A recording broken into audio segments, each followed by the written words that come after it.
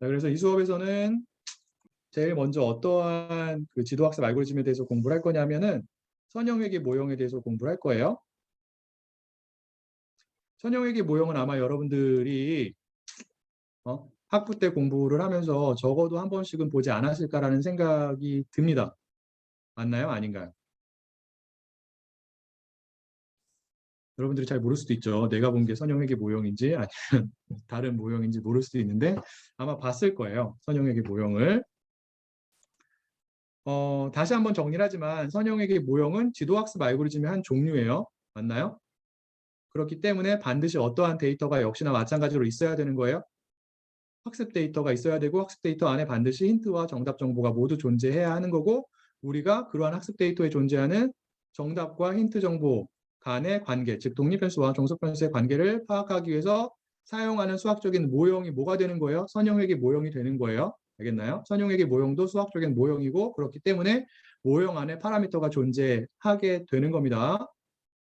맞나요? 그래서 우리가 비용함수를 미니마이즈하는 선형에게 모형에 존재하는 파라미터의 최저값을 찾고 그러한 구체적인 파라미터의 값을 갖고 있는 학습의 결과로 도출이 된 선형에게 모형을 궁극적으로 풀고자 하는 문제에 대한 데이터에 적용해서 문제를 풀면 되죠. 물론 중간에 이제 평가의 과정도 포함을 시켜야 되긴 하지만 맞을까요?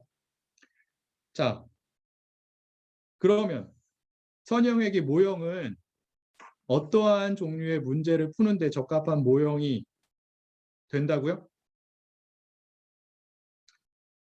지도학습 알고리즘을 가지고 풀 수 있는 문제의 종류는 두 가지가 있는데 그중에서 선형회계 모형은 어떠한 문제를 풀기에 적합하다? 회계 문제죠. 맞아요.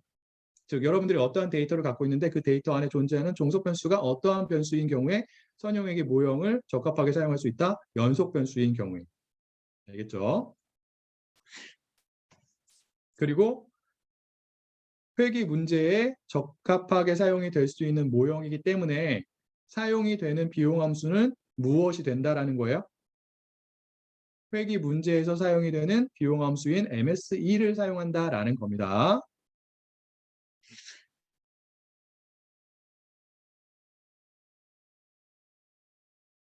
자, 그럼 선형회계 모형이 어떻게 생겼을까요? 선형회계 모형은 1차 함수랑 굉장히 유사하게 생겼어요.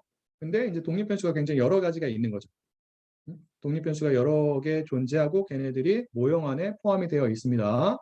그래서 예를 들기 위해서 독립변수가 두 개 있는 선형회계 모형을 한번 써보도록 할게요. 이렇게 되는 거죠.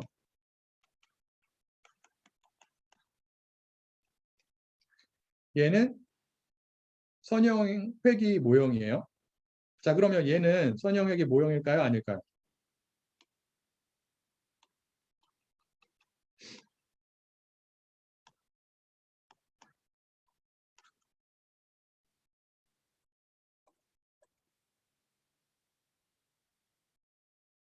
얘는 선형회계 모형일까요? 아닐까요?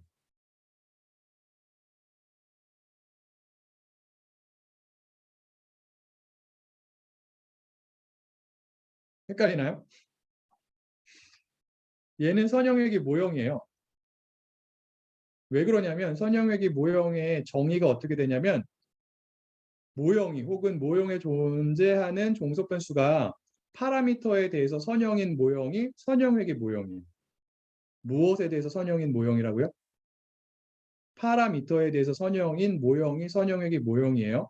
독립변수하고는 어떠한 관계를 갖는지는 전혀 상관이 없습니다. 독립변수하고 종속변수하고 선형인 관계를 가질 수도 있고요. 여기에서처럼 비선형 관계를 가질 수도 있어요. 근데 걔는 중요하지 않다고요. 무엇을 디파인하는 데 있어서 모형이 선형회계 모형이냐 그렇지 않느냐를 결정하는 데 있어서 다시 한번 강조를 하지만 선형회계 모형은 모형이 무엇에 대해서 선형인 모형이라고요? 파라미터에 대해서 선형인 모형이에요. 자, 얘네들을 다 보면은 파라미터에 대한 1차 함수죠. 맞아요? 다 직선으로 표현이 된다고요. 그렇기 때문에 이 모형은 혹은 이 모형에 존재하는 종속 변수는 파라미터에 대해서 선형이에요. 알겠죠? 얘도 역시나 마찬가지로 파라미터가 B0, B1, B2, B3죠. 다 1차 함수라고요. 1차 항만 존재하잖아요. 맞아요? 그렇기 때문에 모두 다 직선으로 표현이 되는 선형 관계를 갖는 겁니다. 무엇과요? 모형에 존재하는 종속 변수와요. 그렇기 때문에 얘도 뭐가 되는 거예요? 선형 회귀 모형이 되는 거예요. 자, 그럼 얘는 어떻게 될까요?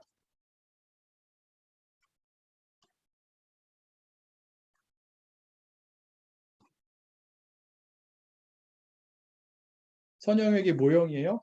그렇지 않나요?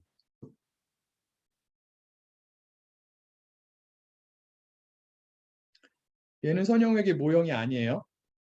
왜? 파라미터하고 비선형 관계를 갖기 때문에 그래요. 자, 분수 함수를 그려보면 이렇게 표현이 되죠. 맞나요? B0 되든 B1이 되든 B2가 되든.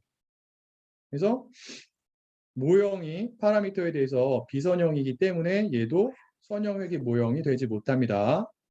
자, 그럼 얘는 어떻게 되죠?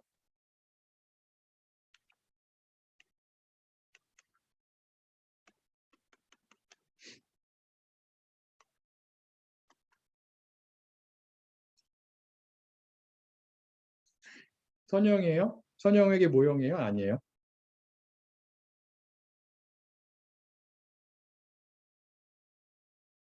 예, 아니에요. 왜? 루트는 어떻게 되냐면 이렇게 되죠. 비선형이라고. 그래서 여러분들이 선형 함수하고 선형 회귀 모형을 헷갈리면 안 돼요.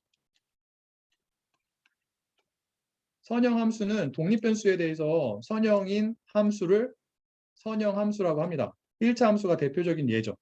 하지만 선형 회귀 모형은 독립변수에 대해서 1차 식의 관계를 갖는 게 아니라, 즉 선형 관계를 갖는 게 아니라 파라미터에 대해서 선형 관계를 갖는 모형을 우리가 선형 회귀 모형이라고 합니다. 자, 그 얘기는 무엇이냐면 선형 회귀 모형을 이용해서 특정한 독립변수와 종속변수 간의 비선형 관계를 파악할 수 있다, 없다?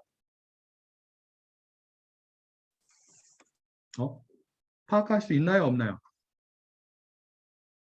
예를 들어서 x1이 있고 y가 있는데 얘네 둘 간의 비선형 관계, 예를 들어서 2차 함수로 표현이 되는 비선형 관계를 선형 회귀 모형을 가지고 파악할 수 있을까요, 없을까요?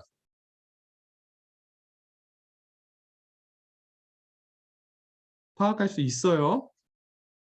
자, 다시 한번 강조를 하지만 선형 회귀 모형에서는 종속변수랑 독립변수랑 어떠한 관계를 갖는지 전혀 상관이 없다고요. 무엇만 만족이 되면 파라미터하고의 관계가 선형이라는 조건만 만족이 되면 그래요. 자, 그럼 어떻게 하면은 x1과 y라고 하는 변수 사이에 2차 함수로 표현이 되는 비선형 관계를 파악할 수 있냐면 이렇게 하면 되죠.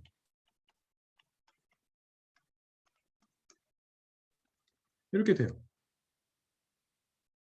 학습을 통하면 이 파라미터들의 구체적인 값이 나오겠죠. 맞나요?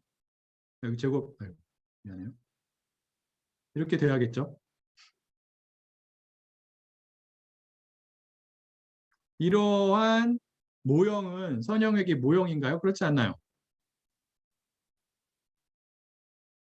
자, 선형회귀 모형인지 그렇지 않은지를 파악하기 위해서는 이 y에 대해서 파라미터들이 선형 관계를 갖는지 그렇지 않은지를 파악을 해야 되는데 지금은 다 선형 관계를 갖고 있죠. 선형회귀 모형이에요. 맞나요? 그리고 독립변수의 형태는 어떻게 되는지가 전혀 상관이 없다고요. 그래서 학습을 통해서 얘네들의 값을 구해보면 b0가 0보다 크게 되면 어떻게 되는 거예요? 아래로 볼록한 2차 함수 형태의 관계를 갖는 거고요. 무엇과 무엇이요? 그리고 그렇지 않고 이렇게 되면 위로 볼록한 관계를 갖는 거예요.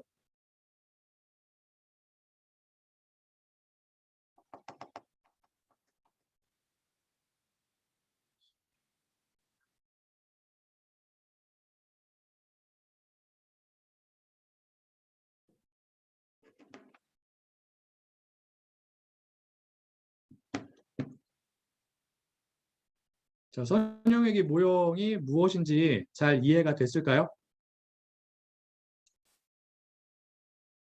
자, 다음에 시험 볼 때 문제가 나오면 틀리면 안 돼요. 알겠죠? 네. 다시 한번 강조를 하지만 선형회귀 모형 같은 경우에는 회귀 문제에 적용이 되기 때문에 어떠한 비용 함수를 사용을 한다? 여기 나와 있는 MAE나 MSE를 사용을 하는데 아까 말한 것처럼 MSE를 일반적으로 많이 사용을 한다라고 하는 거죠.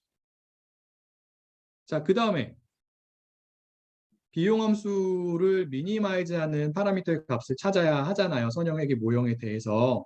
자, 선형회계 모형 같은 경우에는 비용함수를 미니마이즈하는 파라미터의 값을 찾을 때 우리가 앞에서 살펴본 두 가지 방법 중에서 어떠한 방법을 사용을 할까요? 두 가지 방법이 로마 리케이션 방법이 있었고 그리고 경사강법, 그레디언트 디센트 방법이 있었죠. 이 둘 중에 어떠한 방법을 선형회계 모형은 사용을 해서 MSE라고 하는 비용함수를 미니마이즈하는 파라미터의 값을 찾을까요?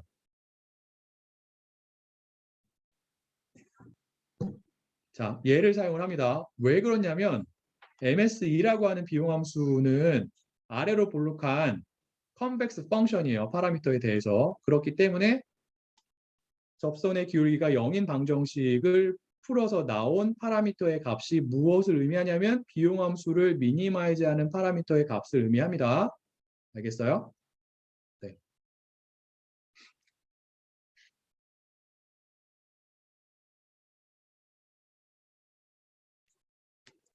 자, 구체적인 예를 한번 살펴볼게요. 독립변수가 너무 많으면 NE를 사용하지 않습니다. 아까 제가 얘기한 것처럼 간단하게 첫 번째 시간에서 얘기한 적이 있잖아요. 신경망 모형을 가지고도 회귀 문제를 풀 수 있다고 얘기를 했어요. 회귀 문제이기 때문에 신경망 모형을 사용하지만 MSE라고 하는 비용함수를 사용을 합니다. 하지만 신경망 모형 같은 경우에는 모형에 존재하는 독립변수의 수가 굉장히 많기 때문에 독립변수 수뿐만 아니라 독립변수의 수는 크게 차이가 없죠. 파라미터의 수가 굉장히 많아요. 그렇기 때문에 파라미터에 대해서 MSE라고 하는 비용함수가 너무 복잡한 형태가 되기 때문에 계산하는데 너무 시간이 오래 걸리고 그리고 계산하는데 메모리의 용량이 너무 많이 필요하다. 그래서 보통은 회귀 문제라고 할지라도 신경망 모형을 사용하는 경우에는 경사하강법을 쓴다라는 겁니다. 하지만 선형회귀 모형 같은 경우에는 동일한 독립변수의 수를 갖고 있더라도 파라미터의 수가 그렇게 많지 않기 때문에 일반적으로 MSE라고 하는 특정한 비용함수를 미니마이즈 할 때 노멀 이퀘이션 방법을 써요. 사실 독립변수의 수는 그렇게 중요하지 않아요. 훨씬 더 중요한 게 무엇이냐면 파라미터의 수죠. 그래서 파라미터의 수가 많지 않은 경우에는 MSE라고 하는 특정한 비용함수를 미니마이즈 하기 위해서 정규 방정식 방법을 쓰는 거고요. 그렇지 않고 파라미터의 수가 굉장히 많다라고 하는 경우에는 일반적으로 경사하강법을 씁니다.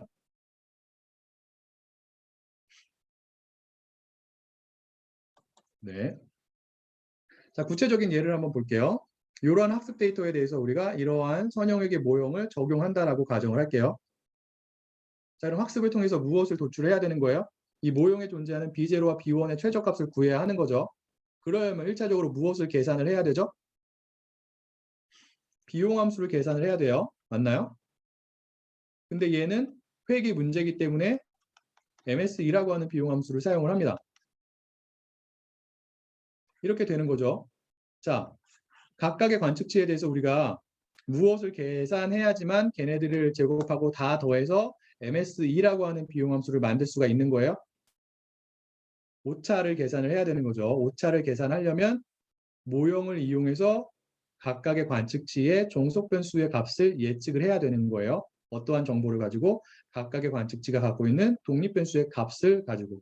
자, 그러면 각각의 관측치에 대해서 우리가 선택한 모형이 이렇기 때문에 이러한 예측치가 나오겠죠. 맞나요?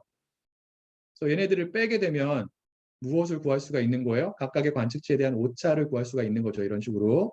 그래서 얘네들을 다 제곱해서 더하게 되면 그리고 n분의 1로 곱하게 되면 우리가 최종적으로 사용하고자 하는 비용함수인 MSE가 나오는 거예요. 지금 n이 얼마예요?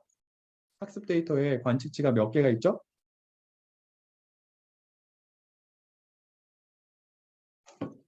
10개가 있죠? 맞나요? 네. 좀 세기가 힘들었죠.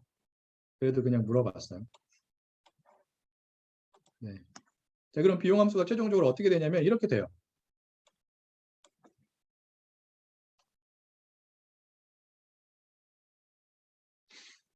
자, 규제어를 쓰지 않는다라고 하는 상황에서는 얘가 우리가 최종적으로 사용하는 비용함수가 됩니다. 다시 한번 강조하지만 비용함수는 무엇에 대한 펑션이 된다고요? 파라미터에 대한 펑션이 되는 거예요. 자, 우리가 선택한 수학적인 모형에 존재하는 파라미터는 두 개밖에 없죠. B0랑 B1밖에 없기 때문에 우리가 구한 MSE라고 하는 비용함수는 역시나 마찬가지로 B0와 B1에 대한 펑션이 되는 거죠. 보는 것처럼. 맞아요? 그러면 우리는 이러한 비용함수에 대해서 어떠한 값을 구해야 되는 거예요? B0와 B1에 대해서 이 비용함수의 값을 미니마이즈하는 값을 구해야 되는 거죠. 식으로 표현하면 이렇게 됩니다. 자, 얘는 아래로 볼록한 거예요. 물론 이제 지금은 파라미터가 두 개 있기 때문에 3차원 공간에 그려지게 되겠죠. 근데 각각의 파라미터에 대해서 어쨌든 간에 아래로 볼록한 형태예요. 그래서 노멀 이퀘이션 방법을 쓸 수가 있다고. 자, 그럼 우리가 풀어야 되는 방정식은 무엇이냐면 첫 번째로 B0에 대해서 비용함수를 미분했을 때 접선의 기울기죠. 얘가 얼마인 방정식을 풀면 돼요? 0인 방정식을 풀면 돼요. 왜? MSE는 아래로 볼록한, 얘가 MSE잖아요. 그렇죠? 아래로 볼록한 펑션이기 때문에 그래요. 근데 파라미터가 하나 더 있죠. 얘에 대해서도 똑같은 작업을 해서 얘를 구하고 이 방정식을 만족하는 파라미터의 값을 구해야 합니다. 자, 우리가 풀어야 되는 방정식이 몇 개가 있는 거예요, 지금? 두 개가 있는 거예요. 얘네들을 동시에 만족하는 B0의 값과 B1의 값을 구하면 그 값들이 무엇이 되는 거예요? 우리가 궁극적으로 학습을 통해서 도출을 하고자 하는 파라미터의 최저값이 되는 거죠. 맞나요? 자, 이러한 방정식을 어떠한 방정식이라고 부르죠? 무엇이라고 불러요? 여러 개의 방정식으로 구성이 된 방정식. 연립방정식이라고 부르죠. 자, 이 연립방정식을 풀어야 한다고요. 자, 연립방정식을 풀 때 가장 간단하게 사용할 수 있는 방법이 무엇이에요? 여러분들이 중학교 때쯤 배웠을 방법. 대입법 플러스 소거법이죠. 이걸 써요. 맞아요? 그런데 실제 데이터를 계산할 때는 이 방법을 쓰지 않는다라고 제가 사전학습 기간에 얘기를 했습니다. 어떠한 방법을 쓴다고요? 어떤 행렬을 쓴다라고 했어요. 행렬 개념 중에서 어떠한 개념을 사용해서 우리가 연립방정식을 풀 수 있는 거죠? 제가 열심히 설명을 했잖아요. 그렇죠? 역행렬이에요. 이 내용을 잘 기억을 하고 있어야 돼요. 다들 기억하고 있죠? 물론 이제 수업을 안 들은 그 사전학습 수업을 듣지 않은 사람들 같은 경우에는 이 내용을 모르고 있을 텐데 그래도 행렬 같은 경우에는 기본적으로 고등학교 때 어느 정도는 배우기 때문에 여러분들이 어렵지 않게 이해할 수 있을 거라고 생각이 들고요. 해당 사전학습 교육을 이수하지 않은 학생들을 위해서 제가 이 수업에서 역행렬이나 행렬의 기본적인 내용에 대해서는 간략하게 설명을 할 거예요. 너무 걱정할 필요는 없습니다.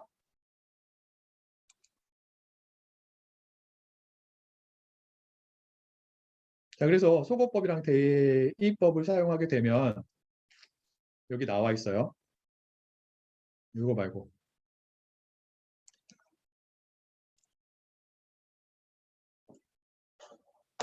좀 더 구체적인 설명을 위해서 간단한 예를 사용을 해보도록 할게요. 자, 우리가 사용하는 모형은 이렇게 되어 있고요. 그리고 학습 데이터는 이렇게 되어 있어요. 학습 데이터는 관측치가 몇 개밖에 없어요? 두 개밖에 없어요. 맞나요? 자, 학습을 통해서 두 개의 독립변수와 종속변수의 관계를 파악하기 위해서는 비용함수를 먼저 계산을 해야 되는 거죠. 맞나요? 그래서 비용함수를 계산을 하면은 뭐 이런 식으로 계산할 수 있잖아요. 그렇죠?